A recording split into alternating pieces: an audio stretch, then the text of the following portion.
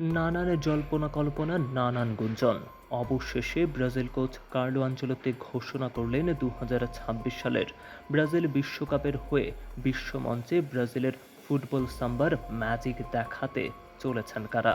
যেখানে গোলকিপার হিসেবে নাম ঘোষণা করা হয়েছে Alisson Becker, Ederson, Weverton.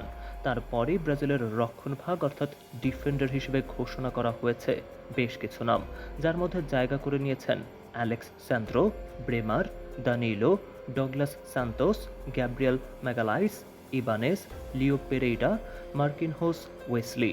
Midfielder হিসেবে কার্লোর দায়িত্ব তুলে দিয়েছেন Bruno Guimaraes, Casemiro, Danilo Santos, Fabinho, Lucas পাকুয়েতাদের ওপর।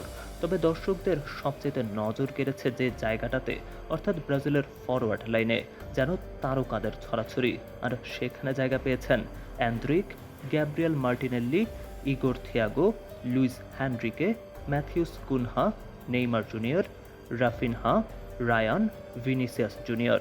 আর এই ২৬ তারকাকে নিয়েই কার্লো মাঠে নামবেন ব্রাজিলের হেক্সা মিশন জয়ের লক্ষ্যে। তবে দর্শক, ব্রাজিলের এই ২৬ জনের চূড়ান্ত স্কোয়াড নিয়ে আপনি কতটা এক্সাইটেড, কিংবা আপনার প্রত্যাশা কি? জানিয়ে দিন আপনার মতামত।